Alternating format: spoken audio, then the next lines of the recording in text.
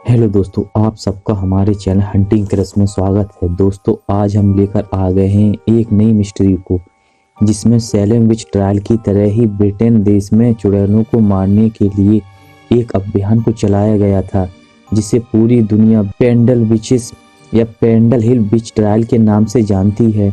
पेंडल हिल का एरिया आज भी उन अनसुलझे रहस्यों को समेटे हुए है जिनका जवाब मिलना अभी बाकी है। 1300 से 1600 ईस्वी तक पूरे इंग्लैंड में ही लगभग 500 लोगों को जादू टोना करने और चुड़ैल होने के आरोप में फांसी दे दी गई। कैसे इन जादू टोने की घटनाओं ने वहां के राजा जेम्स प्रथम को भी परेशान करके रख दिया, वो भी इस शैतानी शक्तियों के हमले से खुद को नहीं बचा सके। आज के वीडियो में हम आपको बताएंगे कि कैसे हमेशा लोगों की सेवा करने वाली एक LS नाम की महिला को उसके लाख मना करने के बावजूद जादू टोने का आरोपी बनाकर फांसी के फंदे पर लटका दिया और एक बेगुनाह की जान ले ली। ये एक बहुत ही गंभीर तौर पर और असामान्य रूप से चलाया गया विच ट्रायल था, क्योंकि इसे वहां की अदालत के क्लर्क थॉमस पार्ट द्वारा आधिकारिक प्रकाशन the wonder discovery of which in the county of Lancaster में प्रकाशित किया गया था। इंग्लैंड में मौजूद लैंकास्टर कैसल आज उस विच ट्रायल की गवाही दे रहा है जो वहां पर किए गए। आज हम अपने वीडियो में इन्हीं सब रोचक तथ्यों के बारे में जानेंगे, तो बिना स्किप किए हुए हमारे वीडियो के साथ अंत तक बने रहें। तो बिना देरी किए हुए अब चलते हैं अपनी वीडियो की तरफ।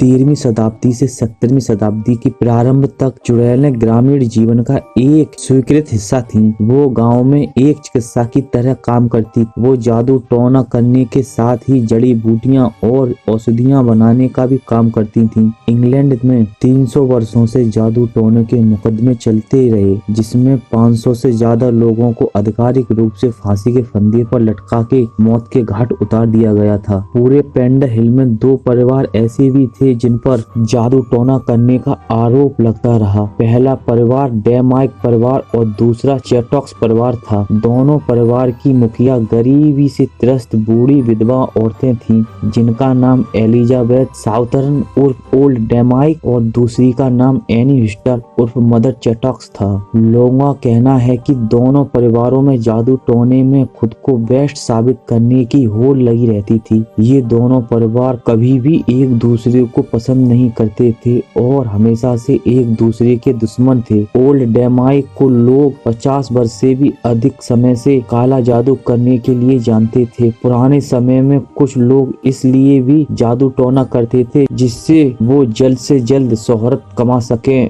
क्योंकि उस समय लोग जादू टोने में काफी विश्वास रखते थे और इन सब से बहुत ज्यादा डरते भी थे। इसीलिए ये चुड़ैलें लोगों के डर का फायदा उठाती रहती थीं। सन 1603 ईस्वी में थैंकिंग जेम्स के राजगद्दी संभालने से पहले उनकी जादू टोने में काफी रुचि थी। उन्होंने अपनी इसी रुचि के कारण एक पुस्तक लिखी जिसका नाम डेमोनोलॉजी था। जादू टोने में राजा की रुचि के कारण वहाँ जो भी कानून बनाए जाते वो राजा की सोच विचार के अनुसार ही बनाए जाते। एक बार लंकाशायर के न्यायाधीश ने 1612 ईस्वी में उन सभी लोगों के नाम की सूची मांगी जो चर्च में नहीं जाते थे। उस समय राजा को खुश रखने के लिए ही दोनों न्यायाधीशों ने चुड़ैलों को सजा सुनाई। इस कहानी की शुरुआत एलिजाबेथ डिवाइस और एक फेरी वाले जॉन लॉक के झगड़े से हुई। कुछ लोग मानते हैं कि जब ये घटना हुई तब एलिजा कहीं बाहर घूमने जा रही थी और कुछ लोगों का मानना है कि उस समय एलिजा जॉन ट्राडेन फॉरेस्ट की सड़क पर भीख मांग रही थी। उसने जॉन लॉ से कुछ सुइयां मांगी। वो लोहे की सुइयां खरीदना चाहती थी, लेकिन उस गांव में अफवाह थी कि एली जॉन उन सुइयों को जादू टोनों के लिए इस्तेमाल करती है। जॉन लॉ ने जादू टोने की वजह से सुइयां देने से मना कर दिया, जिस वजह से एली जॉन को गुस्सा आ गया और उसने कुछ मंत्र वगैरह पढ़कर जॉन लॉ पर फूका। एली जॉन के ऐसा करते ही जॉन लॉ बेहोश होकर गिर पड़ा। वो कई महीने बीमार रहा। उसके घर वालों ने जॉन लॉ को पुलिस में जाकर इस घटना के बारे में बताने को कहा। जॉन लॉ ने घर वालों के कहने पर पुलिस के पास जाकर इस घटना की सारी जानकारी दे दी। जब पुलिस ने जांच की तो उन्हें पता चला कि ये एक महिला नहीं बल्कि दो बड़े परिवार हैं जो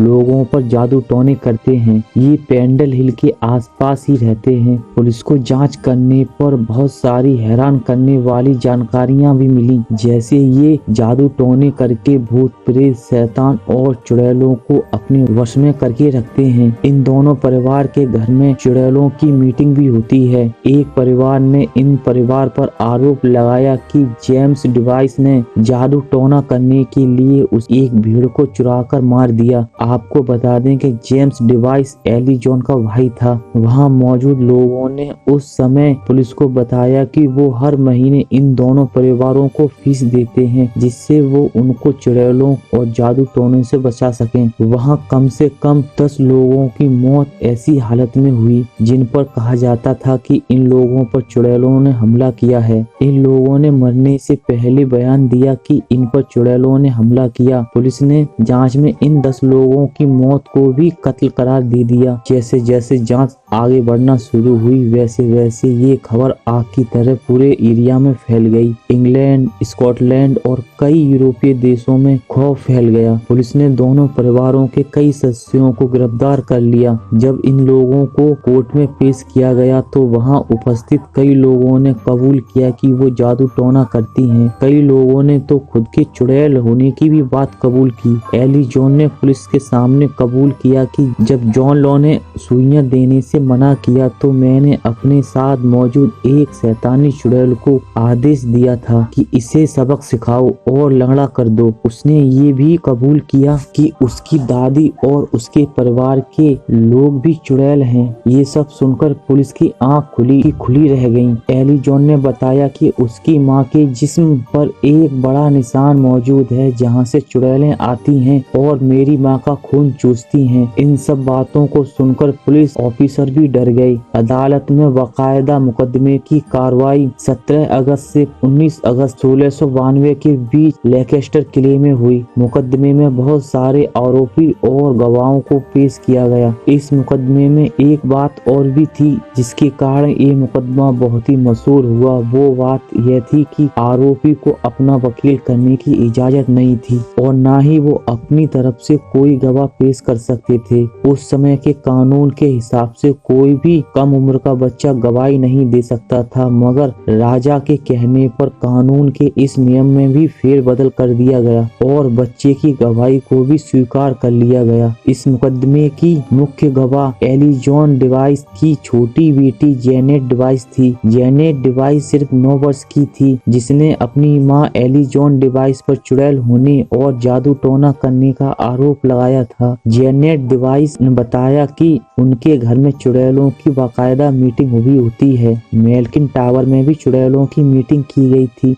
इसी मीटिंग को सफल बनाने के लिए जेम्स डिवाइस ने उस भीड़ को मारा था। उसने अपने सगे भाई बहन के खिलाफ गवाही दी और कहा वो सब जादू टोना करते हैं और चुड़ैलें हैं। इस बात को सुनकर अदालत में मौजूद हर शख्स हैरान हो गया। 9 वर्ष की जेनेट ने वो सभी बातें अदालत में बताई जो उसने अपनी आंखों से देखी थी। उसकी बात सुनकर एली जॉन, जिसे एलिजाबेथ भी कहते थे, वो जेनेट पर चीखने लगी और कहने लगी, क्या तुम पागल हो गई हो? एली जॉन की इस हरकत से अदालत ने आदेश दिया कि एली जॉन को बाहर निकाल दिया जाए। अपने खानदान के खिलाफ गवाही में जेनेट एक अहम सबूत के तौर पर भी थी। इस मुकदमे में टोटल 11 अपराधियों के खिलाफ मुकदमा दर्ज किया गया था, जिनमें 9 औरतें और 2 मर्द शामिल थे। अदालत ने 9 अपराधियों को गुनहगार साबित करके मौत की सजा सुना दी और एक अपराधी को बेगुनाह करार दिया। सिर्फ